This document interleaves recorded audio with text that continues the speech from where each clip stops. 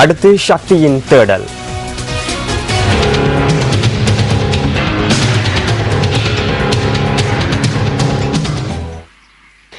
அபிவிருத்திகள் மக்கள் நலனுக்காகவே அன்றி மக்களை பாதிப்பதாக அமைந்துவிடக்கூடாது. ஆனால் அபிவிருத்தி என்ற பெயரில் மக்களின் இருப்பை பாதித்த ஒரு திட்டமே திருகோணமலை சம்பூர் அனல் மின் உற்பத்தி நிலையம். அனல் மின் உற்பத்தி நிலையம் அமைக்கப்படுவதற்காக தெரிவு செய்யப்பட்டுள்ள பிரதேசமே சர்ச்சைக்குரியது. இந்த திட்டத்தின் காரணமாக சுமார் 1000க்கும் மேற்பட்ட குடும்பங்கள் தமது இயல்பு வாழ்க்கையை இழந்து நிர்கதிக்குள்ளாகும் நிலை தொடர்கின்றது. அனல் மின் நிலையத்தை அமைப்பதற்காக குறித்த பகுதியில் இருந்து சுமார் 1000க்கும் மேற்பட்ட குடும்பங்கள் 2006ஆம் ஆண்டு வெளியேற்றப்பட்டன. இதனால் அரசாங்கத்துக்கு ஏற்பட்ட அழுத்தம் காரணமாக 2009இல் சம்பூரில் உள்ள முகாம்களுக்கு இவர்கள் அனுப்பப்பட்டனர். கிளிவெட்டி, கட்டைப்பறிச்சான், பட்டித்திடல், மணல் சேனை ஆகிய தற்காலிக முகாம்களில் இந்த மக்கள் வாழ்ந்து வருகின்றனர். கடந்த கால அசாதாரண சூழ்நிலைகளால் பாதிக்கப்பட்டதுடன் தொடர்ந்தும் தற்காலிக கூடாரங்களிலேயே வசித்து வருவதாக மக்கள் கவலை தெரிவிக்கின்றனர். எந்தவித உதவியும் எங்களுக்கு செய்ய வேண்டிய அவசியம் இல்லை. எங்களோட சொந்த ஊரை மட்டும் தாங்க என்றுதான் நாங்க எந்த நிறுவனமோ எந்த ஆறு வந்தாலும் இந்த அரசியல்வாதி எல்லாருக்கும் சொல்லி கொண்டிருக்கிறோம். என் கணவரும் இல்லாமல் என் தம்பியும் இல்லாமல் கஷ்டத்தோடு நாங்கள் வாழ்ந்து கொண்டிருக்கிறோம்.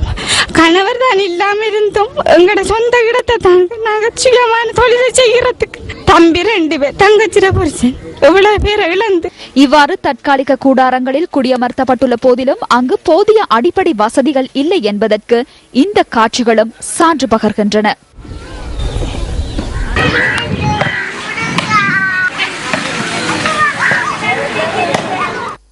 அரசாங்கத்தால் இவர்களுக்கு வேறு இடங்கள் வழங்கப்பட்ட போதிலும் மீன்பிடி, விவசாயம் போன்ற தமது வாழ்வாதார தொழில்களை முன்னெடுக்க சொந்த இடங்களே அவசியம் என பிரதேச மக்கள் கோரிக்கை விடுக்கின்றனர். தோட்ட காணி இருந்து தோட்டம் செய்து நாங்கள் கடைகள் போடுறதுக்குலாம் எங்களுக்கு சொந்த இடம்னா கூட நாங்கள் கடை வயலாம் போட்டு வசதியாக இருந்தாங்க. இப்போ இங்கே வந்து எங்களுக்கு ஒன்றும் செய்யலை. வயல் காணியெல்லாம் அவங்களுக்கு இல்லை. இங்கே செய்கிறதுக்கு தோட்ட காணி இல்லை. முகாயிரம் மட்டும்தான் இருக்கிறோம். தொழிலுக்கு போனால் தான் சாப்பாடு அப்படி அடிக்க இல்லை. அந்த அளவில் நாங்கள் பிஞ்சிருந்து கொண்டு இருக்க ஒன்றும் செய்யக்கூடிய அளவுக்கு இல்லை. சொந்த இடத்துக்கு போனால் தான் தொழில் வசதியோ எல்லா வசதியும் நாங்கள் செய்யலும். ஆனால் இங்கே இருந்து கொண்டு இந்த தொழிலும் செய்யலாம். சரியான கஷ்டமாக இருக்கு. எங்களுக்கு நிவாரண வசதியாக எந்த ஒரு வசதியும் கிடையாது. சொந்த இடத்துக்கு விட்டால் நாங்கள் ஏதாச்சும் ஒரு தொழில் செய்வோம். விவசாயமோ, மாடு வளர்ப்போ, ஆடு மாடு கோழி வளர்ப்போ ஏதாச்சும் ஒன்று நாங்கள் செய்வோம். ஆனால் இங்கே இருந்து கொண்டு எதுவும் செய்யலாது. சொந்த இடத்துல இருக்கக்குள்ள விவசாயம் செய்யும்போது 2 ஏக்கர் 3 ஏக்கர் வயல் வரும். ஆனால் இப்போதைக்கு அந்த தொழில் இல்லை. எனினும் உயர் பாதுகாப்பு வலயம் மற்றும் அனல் மின் உற்பத்தி நிலையம் போன்ற காரணங்களால் அங்கு மக்களை குடியமர்த்த முடியாது எனவும் கூறப்பட்டிருந்தது. அனல் மின் நிலையம் இந்த பகுதியில் ஸ்தாபிக்கப்படுவதால் சூழல் பாதிப்பு, விவசாய நிலங்கள் பாதிப்பு மற்றும் மீன்பிடி தொழில் பாதிப்பு போன்ற காரணிகளை சூழலியலாளர்கள் சுட்டிக்காட்டுகின்றனர். 3 வருஷமா இருக்கிறோம். இப்போ இந்த காணிக்கராக்கள் எழும்ப சொல்றாங்க.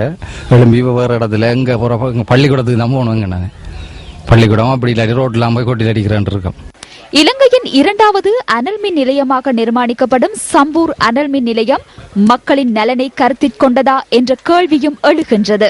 இந்த அனல் மின் நிலையம் அமைக்கப்பட்டால் இலங்கையில் அதிகரித்து வரும் மின் பாவனைக்கான தீர்வாக அது அமையும் என அரசு தரப்பால் கூறப்பட்டது. இருப்பினும் அபிவிருத்தி பணிகள் மக்கள் நலனை பிரதிபலிப்பதாக அமைய வேண்டும் என்பதை அதிகாரிகள் மறந்துவிடக் கூடாது என்பதை சக்தியின் தேடல் நினைவுபடுத்துகின்றது.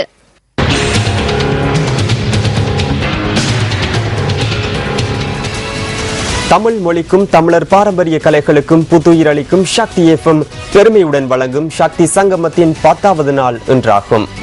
இன்றைய 10வது நாள் நிகழ்வுகள் முல்லைத்தீவில் நடைபெற்றன. மக்களின் அமோக வரவேற்பை பெற்றுள்ள சக்தி சங்கமத்தின் இறுதி நாள் நிகழ்வுகள் நாளைய தினம் வவுனியாவில் இடம்பெறவுள்ளமையும் குறிப்பிடத்தக்கதாகும். சக்தி FM பெருமையுடன் வழங்கும் சக்தி சங்கமம் நேற்றைய தினம் கிளிநொச்சியில் மக்களின் அமோக வரவேற்புக்கு மத்தியில் நடைபெற்றது. பொய்க்கால் குதிரையாட்டம், கரகாட்டம், காவடியாட்டம், மயிலாட்டம் உள்ளிட்ட பல பாரம்பரிய கலைகள் நேற்றைய நிகழ்வையும் அலங்கரித்தன. கிளிநொச்சியில் உள்ள சிறுவர் இல்லம் ஒன்றின் சிறார்கள் உள்ளிட்ட மேலும் பலர் இந்த நிகழ்வை கண்டுகளித்துள்ளனர். பாரம்பரிய கலைகள் இன்றைய சமூகத்தில் மறக்கப்பட்டுள்ள நிலையில் அதற்கு புத்துயிர் அளிக்கும் நோக்கில் சக்தி FM சக்தியின் சங்கமத்தை ஏற்பாடு செய்துள்ளது. சக்தி எஃப்எம்மின் இந்த நிகழ்வானது தமிழ் பாரம்பரிய கலைகளின் தாற்பயத்தை உணர்ந்தவர்களுக்கு மகிழ்ச்சி அளிக்கக்கூடியது என்பதுடன் இந்த கலைகளை மேலும் வளர்ப்பதற்கு இவ்வாறான செயற்பாடுகளும் வழிவகுக்கும். கடந்த 24ஆம் திகதி யாழ் வீரசிங்கம் மண்டபத்தில் ஆரம்பமான சக்தி சங்கமத்திற்கு ஊடக பங்காளர்களாக நியூஸ் ஃபர்ஸ்ட் மற்றும் சக்தி டிவி ஆகியன கைகோர்த்துள்ளமை குறிப்பிடத்தக்கது. இதேவேளை சக்தி சங்கமத்தின் இன்றைய 10வது நாள் நிகழ்வுகள் முல்லைத்தீவில் இடம்பெற்றன.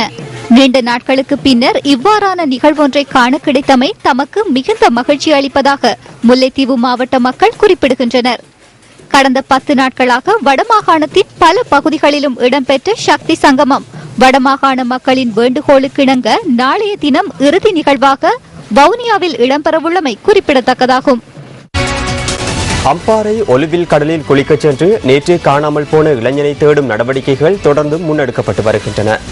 நேற்று நண்பகல் வேளையில் ஒலுவில் வெளிச்ச வீட்டு கோபுரத்திற்கு அருகிலுள்ள கடலில் 3 இளைஞர்கள் குளிக்கச் சென்ற போது அலையில் சிக்கி நீரில் அள்ளுண்டு செல்லப்பட்டனர். அவர்களில் 2 நேற்று உயிருடன் மீட்கப்பட்டனர். இந்த இளைஞர்கள் கடலில் மூழ்கிய போது பிரதேசத்தில் உள்ள மீனவர்கள் தோணிகளிலும் கடலில் நீந்தியும் தேடுதல் நடவடிக்கைகளில் ஈடுபட்டுள்ளனர்.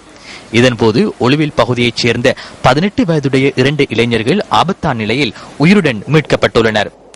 அடிக்கடி இந்த சம்பவம் நடைபெற்றுக் கொண்டிருக்கின்றது. கடந்த வருடம் ஒரு பல்கலைக்கழக மாணவர் இந்த இடத்திலே மரணித்திருக்கின்றார். எனவே பெற்றோர்கள் இதில் மிகவும் கவனமாக இருக்க வேண்டும். பாடசாலை மாணவர்களை இந்த இடத்துக்கு குளிக்க அனுப்புவது மிகவும் ஆபத்தானது. இது ஆழம் கூடிய மிகவும் ஒரு ஆபத்தான ஒரு கடல் பிரதேசம். மீனவர்கள் கூட மிகவும் கஷ்டப்பட்டு இந்த இடத்திலே மீன்பிடி தொழிலில் ஈடுபட்டுக் கொண்டிருக்கின்றார்கள். மேலும் இந்த இடத்தில் ஒரு எச்சரிக்கை விளம்பர பலகை ஒன்று கட்டாயம் தேவைப்படுகின்றது.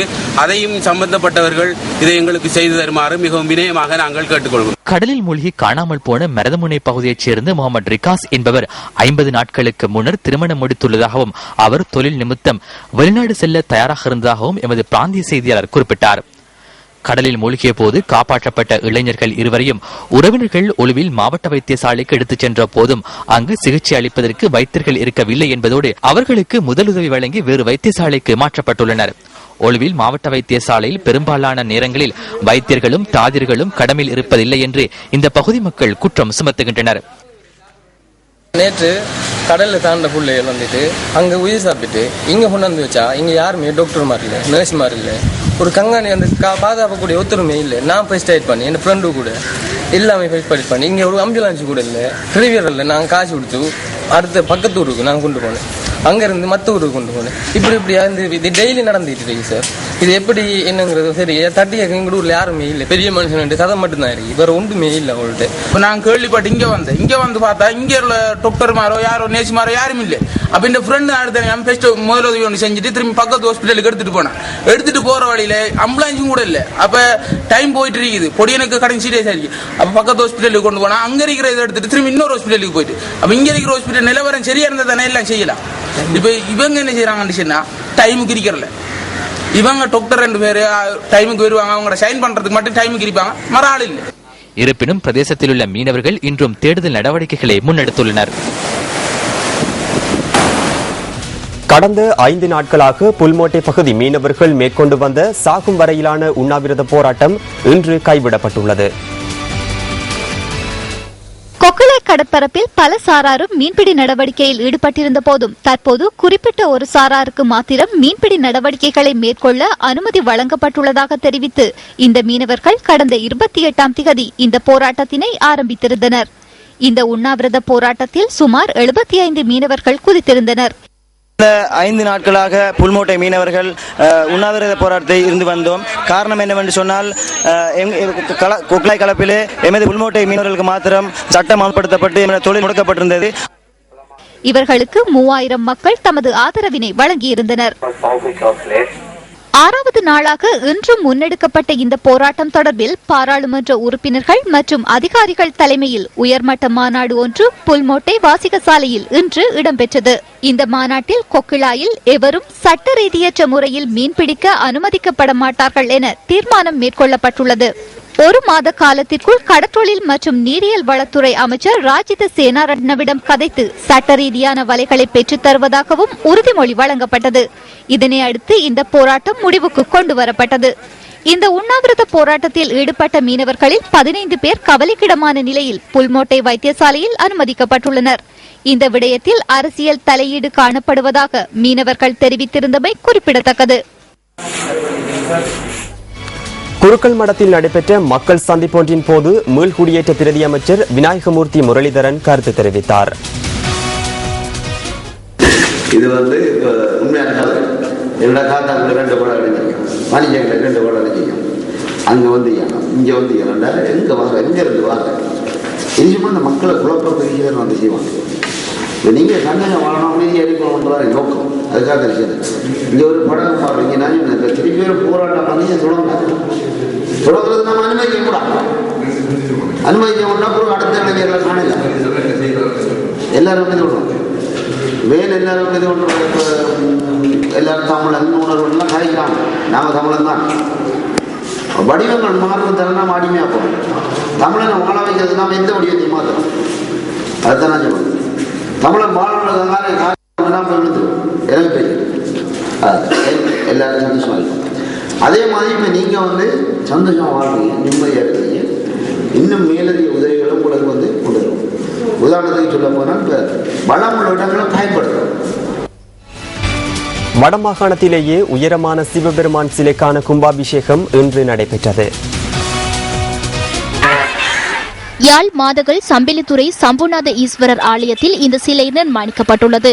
21 அடி உயரத்தில் நிர்மாணிக்கப்பட்டுள்ள இந்த சிவபெருமான் சிலை தியான திருச்சொரூபத்தை கொண்டமைத்துள்ளமை விசேட அம்சமாகும். இன்று காலை இடம்பெற்ற விசேட பூஜைகளை அடுத்து இந்த ஆலயத்தில் இருந்து சிவனடியார்களின் ஓம் நமச்சிவாய மந்திர பாராயணத்துடன் பூரண கும்பங்கள் எடுத்துச் செல்லப்பட்டு கும்பாபிஷேகம் நடத்தப்பட்டதாக எமது செய்தியாளர் தெரிவித்தார். இலங்கையிலேயே செந்தமிழ் திருமுறையில் திருக்குடமுழுக்கு இடம்பெற்றுள்ளமை இதுவே முதற் தடவை என்பது குறிப்பிடத்தக்கது. இன்றைய கும்பாபிஷேக பூஜைகளில் பெருந்திரளான பக்தர்கள் கலந்து கொண்டிருந்ததாக எமது செய்தியாளர் தெரிவித்தார். திக்வெல்ல ரத்மலை பிரதேசத்தில் போலீஸ் விசேட அதிரடிப்படையினருடன் இடம்பெற்ற பரஸ்பர துப்பாக்கி பிரயோகத்தில் 2 உயிரிழந்துள்ளனர். பல்வேறு குற்றச்செயல்கள் தொடர்பில் அவர்களுக்கு எதிராக முறைப்பாடுகள் காணப்பட்டதாக போலீசார் தெரிவித்தனர். மனித கொலை சம்பவம் தொடர்பாக தேடப்பட்டு வந்த நபர் ஒருவர் தென்பகுதிக்கு வந்துள்ளதாக விசேட அதிரடிப்படையின் புலனாய்வு பிரிவுக்கு தகவல் கிடைக்கப் பெற்றிருந்ததாக போலீசார் தெரிவித்தனர். இதன் அடிப்படையில் சந்தேக நபர்கள் முச்சக்கர வண்டியொன்றில் திக்வெல்ல பிரதேசத்தை கடந்து செல்வதாக கிடைக்கப்பெற்ற தகவலை அடுத்து அவர்களை கைது செய்வதற்காக விசேட அதிரடிப்படையினர் குறித்த பிரதேசத்திற்கு சென்றுள்ளனர். நேற்று நள்ளிரவு ரத்மலை பிரதேசத்தில் விசேட அதிரடிப்படையினர் காத்திருந்த போது அங்கு வந்தவர்கள் முச்சக்கர வண்டியை நிறுத்துமாறு கோரிய போதிலும் அவர்களின் கட்டளையை மீறி நிறுத்தாது முச்சக்கர வண்டி சென்றதாக போலீசார் தெரிவித்தனர். முச்சக்கர வண்டியை விசேட அதிரடிப்படையினர் விரட்டி சென்றுள்ளனர். இதன்போது முச்சக்கர வண்டி குறித்த இடம் ஒன்றில் குடை சாய்ந்துள்ளது. அதிலிருந்த சந்தேக நபர்கள் தப்பிச் சென்றதுடன் மறைந்திருந்து துப்பாக்கி பிரயோகம் மேற்கொண்டுள்ளனர். இதன்போது விசேட அதிரடிப்படையினர் பதில் தாக்குதலை நடத்தியுள்ளனர். இந்த பரஸ்பர துப்பாக்கிச் சூடு காரணமாக சந்தேக நபர்கள் காயங்களுக்குள்ளான நிலையில் திக்வெல்ல பதிகம வைத்தியசாலையில் அனுமதிக்கப்பட்டதன் பின்னர் உயிரிழந்தனர்.